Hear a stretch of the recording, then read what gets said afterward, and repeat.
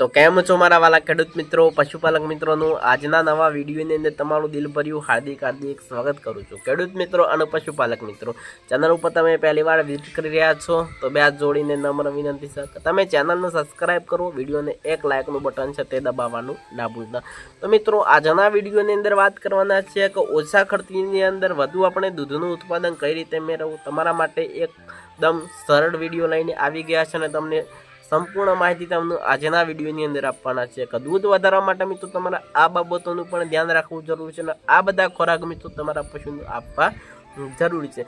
કારણ કે મિત્રો અત્યારે શિયાળો ચાલી રહ્યો છે અને શિયાળાની અંદર મિત્રો આ બધા તમારે ખોરાક આપવાના છે। કારણ કે મિત્રો આપણા પશુને લીલો ઘાસચારો અને સૂકો ઘાસચારો ભરપૂર માત્રાની અંદર આપવો જરૂરી છે કે દિવસની અંદર ફક્ત મિત્રો તમારે 3 વાર ચારો આપવો અને ભરપૂર માત્રાની અંદર તમે દૂધનું ઉત્પાદન સારી રીતે તમે મેળવી શકો છો કે આ ચારા કયા કયા છે તે તમારે આપવા જરૂર છે।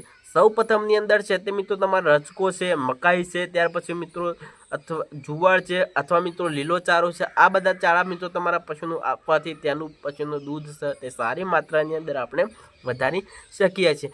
ત્યાર પછી મિત્રો તમારે આ પણ પશુ આહાર આપવાના છે।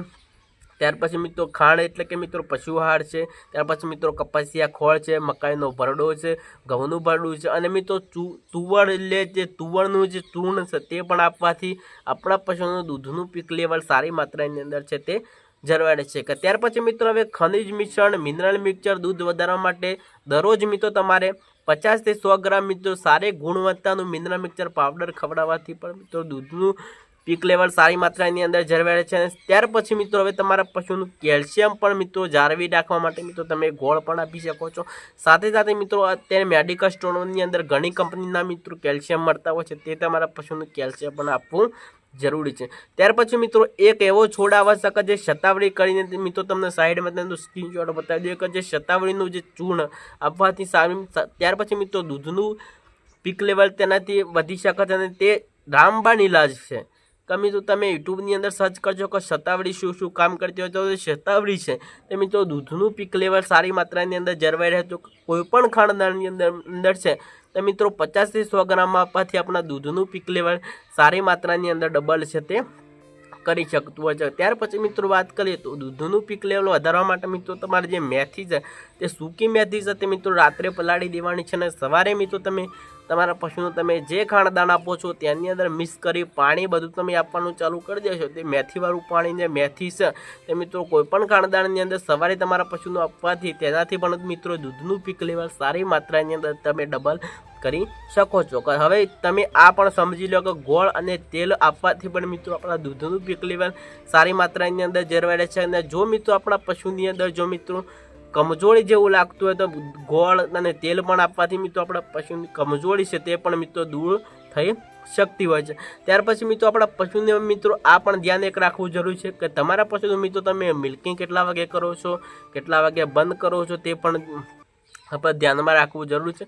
સવારે મિત્રો તમે 5 વાગે મિલ્કિંગ કરતા હોય તો સાંજે પણ મિત્રો તમારે 5 વાગે જ મિલ્કિંગ કરવું જરૂરી છે। ઘણા પશુપાલક શું કરતા હોય છે સવારે મિત્રો 5 વાગે કરતા હોય તો સાંજે મિત્રો 6 વાગે કરતા હોય, તમારા પશુનું એક જ ટાઈમ તમારે મિલ્કિંગ કરવું જરૂરી છે કે મિત્રો મિલ્કિંગ કરવાના દોહનની અંદર મિત્રો 12 થી 13 કલાક થવા દેવા જરૂરી છે। તમે સવારે 5 વાગે કરતા હોય તો સાંજે પણ મિત્રો 5 વાગે જ કરવું તમારે જરૂરી છે। ત્યાર પછી મિત્રો તમારે આ પણ એક ધ્યાનમાં રાખવા જેવી ખૂબ જ અગત્યની વાત છે કે તમારા પશુનું મિત્રો 24 કલાક એટલે મિત્રો સ્વચ્છ સારું પાણી આપવું જરૂરી છે। ઘણા જે પશુપાલક શું કરતા હોય છે કે જ્યારે પશુનું પાણી આપવાનો સમય થતો હોય તે સમયની અંદર જ પાણી આપતા હોય છે કે પશુની આગળ મિત્રો 24 કલાક પાણી તેમને ઉપલબ્ધ રહે તેવી તમારે એક વ્યવસ્થા કરવી જરૂરી છે।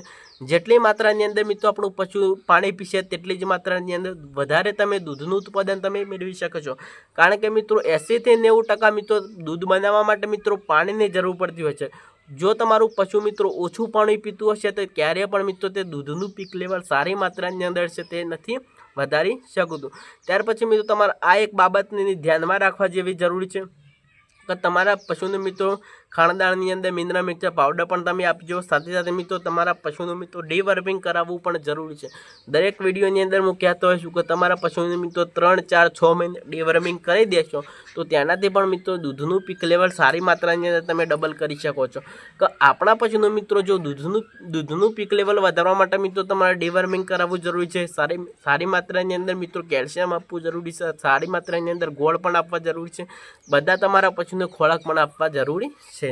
તો ચાલો આજના વિડીયોની અંદર બસ આટલું જ। આપણે ફરી મળીશું નવા વિડીયોમાં નવા એક સરસ ટોપિક સાથે। આજનો વિડીયો કેવો લાગ્યો, સારો લાગ્યો હોય તો ફટાફટ એક લાઇકનું બટન છે તે દબાવવાનું ના ભૂલતા। તો ચાલો બીજા વિડીયોની અંદર ફરી મુલાકાત કરીશું। તો જવાબ છે વંદે માતરમ।